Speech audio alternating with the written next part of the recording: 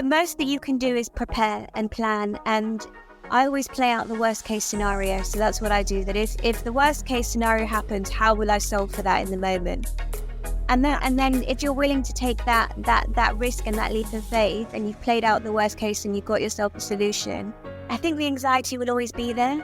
But if it's there anyway, then might as well put it to good use and try something new. Hello and welcome to the Disability Download, brought to you by Leonard, Cheshire. In this podcast, we respond to current topics, share stories, and open up conversations related to disability. In this episode, my colleague Josh speaks with guest Arunima Misra about all things travel. Arunima talks about the good and the bad aspects of holidays as a wheelchair user and gives us her top travel tips. Hello everyone, my name is Joshua Reeves and welcome to the Disability Download. Today's episode we discuss the positive and negative sides of accessible holidays, what it's like to be a holiday goer when you have a disability. I would like you to introduce yourself, if that's okay. Yeah, of course, Josh. Thanks so much for having me. My name is Arunima Misra, and I'm a wheelchair user living in London, and it's a privilege to be here on the podcast, and thanks so much for having me on to speak to you. I mean, I'll just quickly touch upon why I've got this love for travel. It's all started from my childhood, really. When I was born, obviously I was born with my disability, and my father sort of made it his mission to show me the world. So from a really young age, because he knew that later on in life I was going to probably face difficulties traveling around, and he was definitely right, he decided that while he could and had the strength, he would show me all countries all over the world, take me everywhere, and just make sure that I wasn't restricted in any way from seeing other places and experiencing other cultures. So thanks to my father, I've been traveling since I was very, very young. It was very cool, yes. It was a lot easier then, though, because he could just shove me on his shoulders and just carry me around. So I didn't have the same difficulties that I have now as an adult traveling independently as I did, obviously, when I was little. Whether a holiday is a good experience or a bad experience for me often doesn't depend on the country, the climate, the hotel. It's nothing like that. It's whether my wheelchair ends up arriving at the other end in one piece. That will dictate whether I've had a good holiday or a bad holiday. There's really no more magic to it than that. So you had times where your wheelchair is broken down then? Or? I've been on coach trips, and that was fine. I've been on a cruise, and obviously that was fine. The issue comes is when I'm going anywhere that involves a plane. So that's the majority of my traveling. So unfortunately, more often than not, my electric wheelchair or my mobility scooter or my little travel scooter, whichever one I've decided to take, ultimately when we get to the other end and they bring it to the gate after a lovely long wait, as I'm sure a lot of your listeners know about, it's almost always broken or damaged in some way. The times when I've been traveling with my family and my wheelchair's been damaged, we've spent probably the first week of the holiday frantically looking around for somewhere to repair it. I remember we did that in Mexico. We were only on a 2-week holiday, and it took a week for us to find someone that could repair the chair.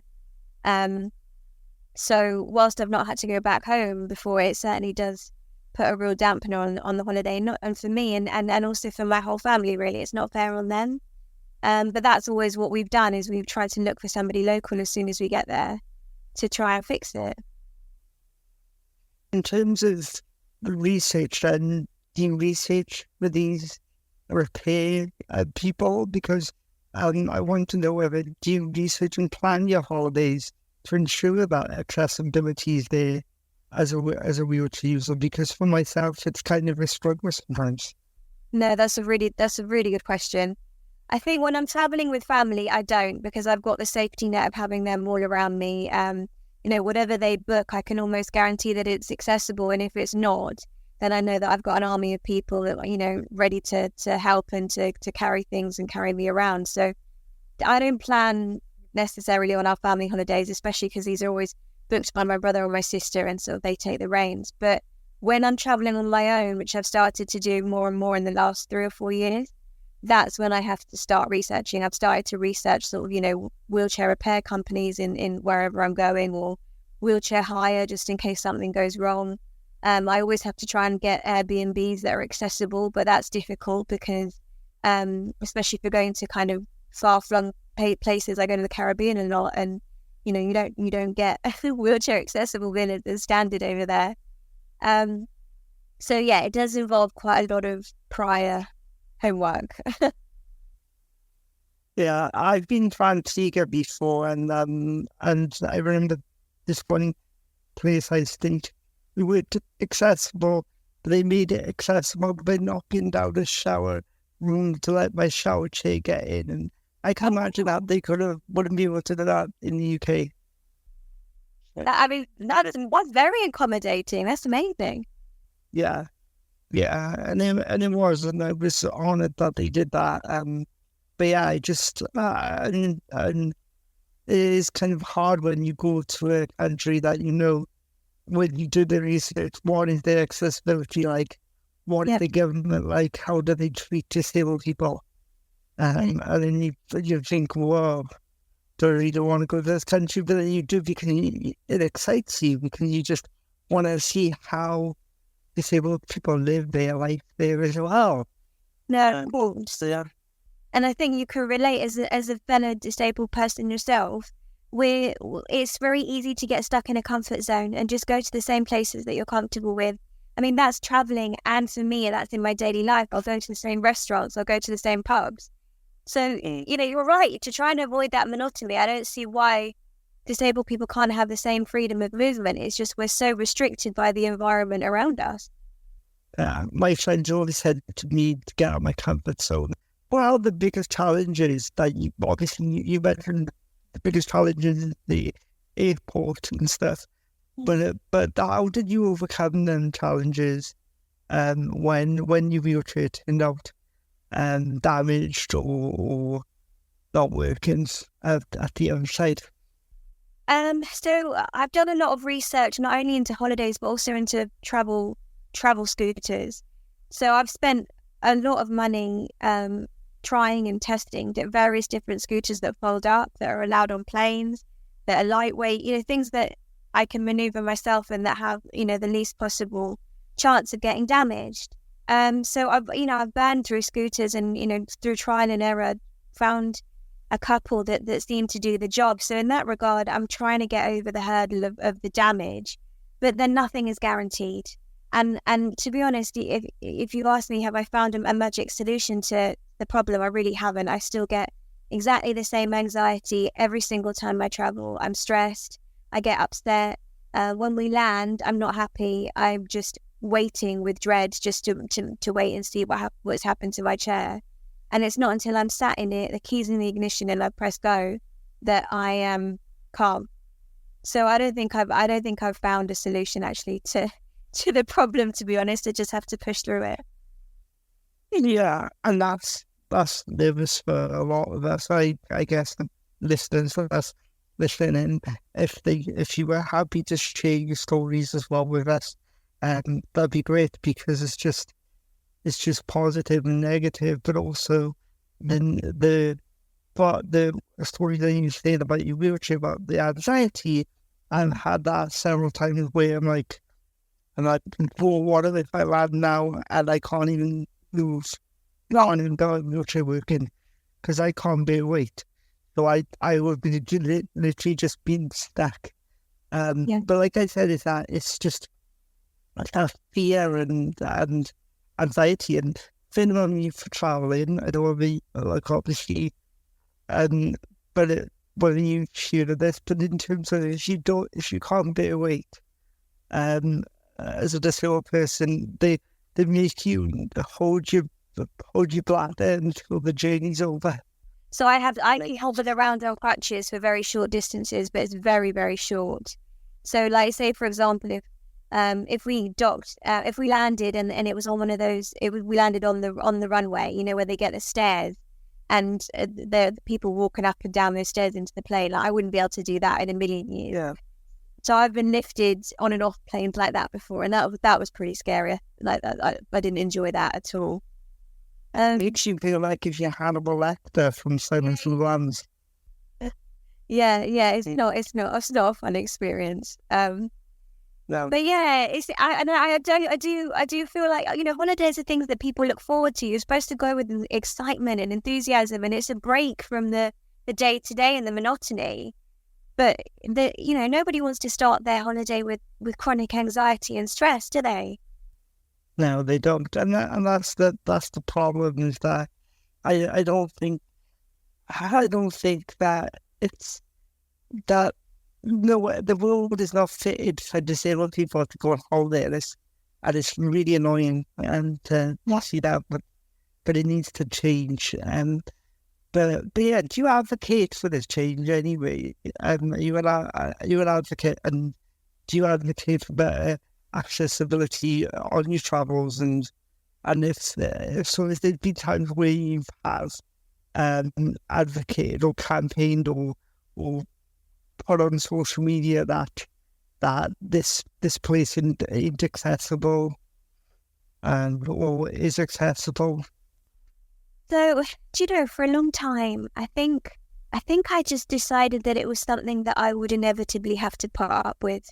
And I think as a disabled person, we can often feel like that there's not much hope. So, oh, well, just have to like it or lump it, really. And I think for years, I thought that my voice wouldn't make a difference and that I would just have to continue to solutionize to solve my own problem rather than being an influence at any sort of high level. And I think it wasn't until Sophie Morgan began her Rights on Flights campaign and people were contacting me more and more to talk about this, that I realised we've got enough strong voices now in the community to be able to drive some real positive change. And I felt confident enough to start giving my voice to these things. But I think before that, I felt like I was just a small fish in a massive pond with not that many allies. And maybe we all felt like that. But I think Sophie sort of brought us all together, especially when it comes to flying, and given us all a kind of a unified voice, which has been really, really helpful in me finding my own. And when you don't have that voice, it makes you feel trapped, makes you not want to go on holidays as well. That's right. But then in terms of what advice would you give disabled people that want to go on holidays that have never been, but because they're scared that they might be trapped or it might not be accessible for them? What advice would you give to make sure that they have the best holiday? Listen, I think as a disabled person, you cannot get away from planning. You just can't. Like, spontaneity is not something that we can take for granted in our lives. And I think so. If it's a first holiday and you've never travelled before and you're looking to go on your first holiday, start local. I would get the confidence and go somewhere local in the country. Find a venue that's perfect for accessibility, that suits your needs. Find a mode of transportation to get there that you're comfortable with and that you're happy to test or to try, but stay in this country. And then that way you'll gain the confidence to sort of go away for the first time, but it's not so daunting that you're flying all the way across the other side of the world. And I think little by little, once you start, as you said, Josh, getting out of your comfort zone and testing yourself a little bit, I think you'll be very surprised at how much you can do, how much you can achieve, and that the world isn't closed to you. It's a case of building confidence. I mean, I've only just in the last 4 years, I'm in my 30s, and I've only just started to travel independently, completely on my own.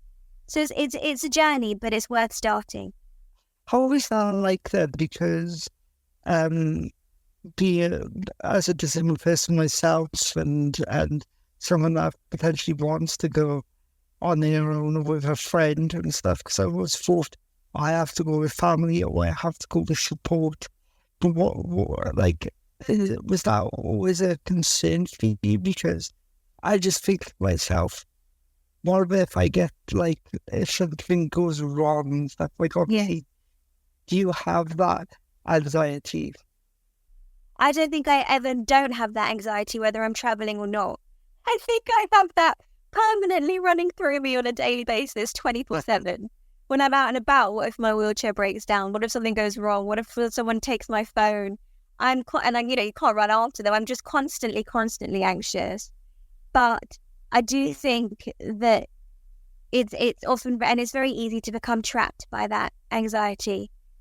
The most that you can do is prepare and plan, and I always play out the worst case scenario. So that's what I do, that if the worst case scenario happens, how will I solve for that in the moment? And then if you're willing to take that risk and that leap of faith, and you've played out the worst case and you've got yourself a solution, especially if you're going with a friend, I think that's really recommended rather than doing everything by yourself. I mean, that's not easy at the best of times. So I think the anxiety will always be there, but if it's there anyway, then might as well put it to good use and try something new. You got to start these vlogs on YouTube. I don't know if you do YouTube and stuff. But I don't do social media, Josh, actually. You're going to have to try and convince me, because I went off it years ago. No, just YouTube or TikTok. You just need to share your experiences on a video where you could actually vlog yourself going to places as a disabled person on your own. Because that's something to me.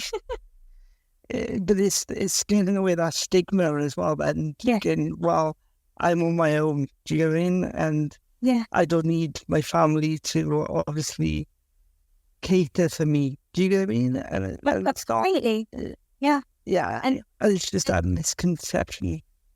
Yes, you're right. And sort of breaking down other people's probably entrenched and ingrained stereotypes that they have of us and our levels of independence.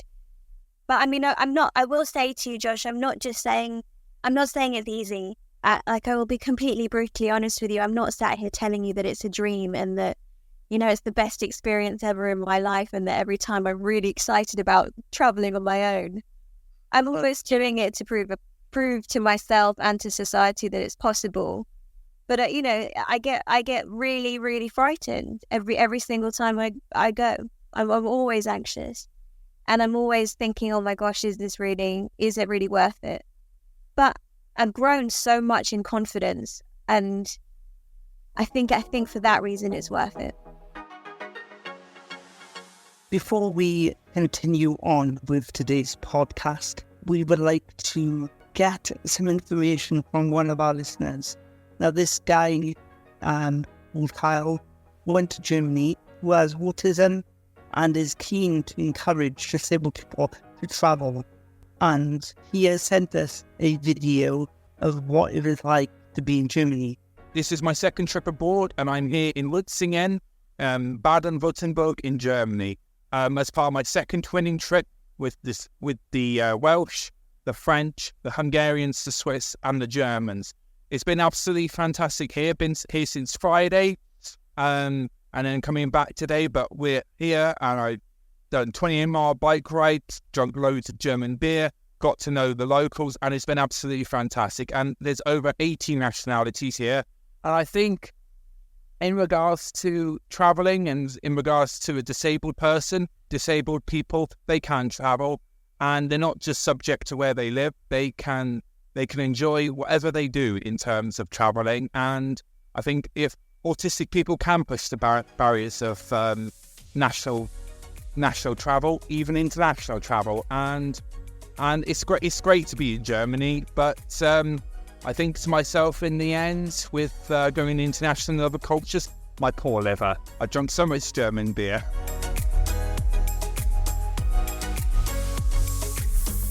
Where have you been then on your own? Do you want to share it out with the audience? No, of course I don't mind. So I also don't know why I always choose the most difficult options in life for things. So I decided to go on my own to LA. I was meeting my family at the other end, so that was cool. I've been on my own to Singapore. That was one of the holidays actually where I got to the other end and my scooter wouldn't work. And by the grace of the universe, it started working about an hour or two later, thank God.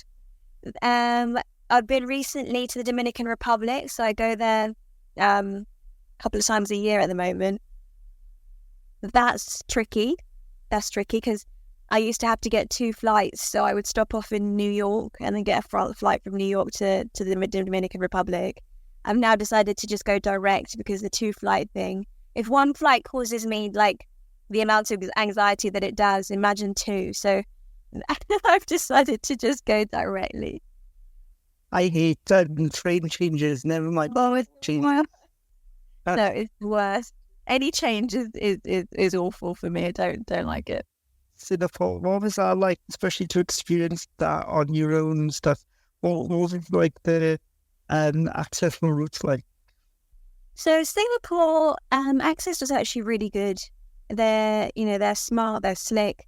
It seems like over there they do respect access, and they do respect the social model of disability, which reflects the fact that society needs to change and adapt rather than the onus being on the disabled person themselves. So they seem to get it. A lot of their taxis are accessible, and obviously I'm only speaking from the point of view of a wheelchair user, but it was easier in Singapore. And also there's a real can-do, helpful attitude, which I found in the Caribbean as well. Like, everybody will bend over backwards just to make sure that you're okay, and I think that in itself is quite comforting. Yeah, no, I agree. I remember when I got stuck in the sand in the Caribbean, and I had seven people trying to lift up my wheelchair and stuff, and yeah, they were, Have you ever been on one of those chairs that specifically go on the beach and then they can go in the sea? No, I would love to go on one of them. I'd love to try on one of them but I just feel like, no, I was such in a bit of a rush because I just finished a conference. Because I went there for work, I just finished a conference. We had time for a drink, and then we went to go to the mayor's house. But honestly, I got really drunk and I got stuck in the sand, and then I had to sneak it off before going to the mayor's house. But yeah, it's just crazy. Your experience then, how well do you think travel companies are and stuff, and have you used them? Or do you just, like I said, do you just plan pretty much booking yourself, or have you ever used a travel agency? I have. I've made a lot of inquiries with travel agents for trips that I want to do in the future. So I've made inquiries recently to maybe for a trip to Peru to do the Inca Trail. But before then, I haven't spoken to any sort of accessible travel holiday companies. I didn't even know that they existed. So the fact that when I did my little Google search, quite a few came up, that was excellent. Yeah, no, they are pretty good at the stuff, but it tends to be what I find is that it's not just the travel agents, but like like accessible rooms and way more dear sometimes than the normal standard rooms, or even hotels that don't have accessible rooms. They're cheaper, and I just find that very frustrating. Yeah, I agree. I also think the holiday prices for the accessible travel companies are higher. Yeah, definitely, and that's why I had a bit of a heart attack when I kind of like, it's going to be $2,000 for Amsterdam. I was like, oh no. No, you're all right. Thanks. I won't crazy. put some tulips in my garden. You're all right. What changes would you like to see with the travel industry to make holidays more exclusive for everyone? I think that there's got to be a general attitude shift before anything happens in practice. And I think that this is an attitude shift that needs to reflect over a lot of pockets of society, not just travel, but it's the idea that disabled people can have a life, they're capable, they can travel. We want to have independence, we want to live free lives, we want to have new experiences, and all we need in order to be able to do that is accessibility, the right accessibility that suits, whatever disability a person may or may not have. So I think firstly, there needs to be an attitude change and a recognition that, yes, we would like to go on holiday too. Secondly, I think those travel companies need to realise that the value of the purple pound is huge. I know we were talking about the fact that, things are more expensive, but disabled people have got money to spend and they want to spend it. So there's no real reason to make everything more expensive. Because there's a lot of us that are willing to pay reasonable money to travel. But I think it needs to become standard. There needs to be some sort of policy put in place whereby there always should be an accessible option that every hotel, every destination, every package, every tour should include something that's specifically designed to help a disabled traveller. And to have that discussion with them at the time and, work out what their needs are and work to find a plan that suits everybody. Yeah. No, I agree. And I just think that in terms of hotels, in the UK, there's not many accessible hotel rooms. In fact, because you have like one room, or even some hotels don't even do accessible rooms. No. And what they should also accommodate is reasonable adjustments. So, if you're on holidays and you need to hire a private house, the hotel should have a policy that you're allowed to bring in your rental house. Because one hotel wouldn't allow me to do that one time. I was like, well, I'm paying for this, and this is how I'm going to get into bed. Why did they? The room was big enough. They claimed it as an accessible room, but they said that their room wasn't big enough. Well, then they need to put you in a bigger room, or they need to find a partnership hotel that they know and that they know has a bigger room and that's not far away, and put you in there. I know, it was just absolutely ridiculous. But like I said, it's that I've had positive and I've had negative experiences, but you seem to be a massive traveler, which is very exciting and stuff.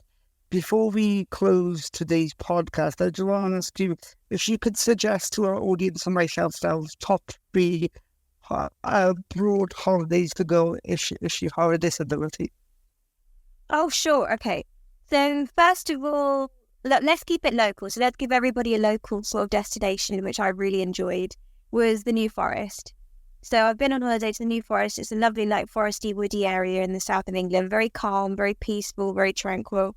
And there are a couple of accessible hotels down there. So that's one of the first options. The second option is sort of anywhere in the States has been good to me. I know it's far, but America has always proven to be positive, forward-thinking, proactive, and helpful in its attitude and sort of infrastructure surrounding disability, especially in the places I've been to, New York and LA. They've been fantastic. And the third, I went on a coach trip all over Europe with my dad and my big sister. And that, for some reason, that just worked. That we found an accessible coach. The hotels we made sure on the coach trip were all accessible ones. That was a good option. And a cruise. A cruise is ideal if you're not really that worried about being on a boat. And if you're not that fussed about engulfing yourself or sort of throwing yourself into a foreign culture for a really long period of time, because cruises are incredibly accessible for lots of different disabilities. Like I said to you before, Josh, I was so reticent in using my voice before, and I do regret the time that I've missed out on being able to kind of advocate for our community. So I would encourage anybody that if you feel the same way, if you've got strong thoughts and opinions, please do voice them, please to become part of the movement. And, I've got my prompt to start doing my video vlogs now. So I'm going to walk the walk and not just talk the talk. That's great. Thank you anyway. Thanks for your time. Thanks so much. Thanks so much to Josh and Arunima for a fascinating and eye-opening conversation. We'd love to know what you think, so get in touch by emailing us at disabilitydownload@leonardcheshire.org, or you can contact us on Twitter or Instagram @LeonardCheshire. If there's someone you'd like to hear from on the podcast, do get in touch and let us know. And don't forget to like, share and subscribe. This has been the Disability Download.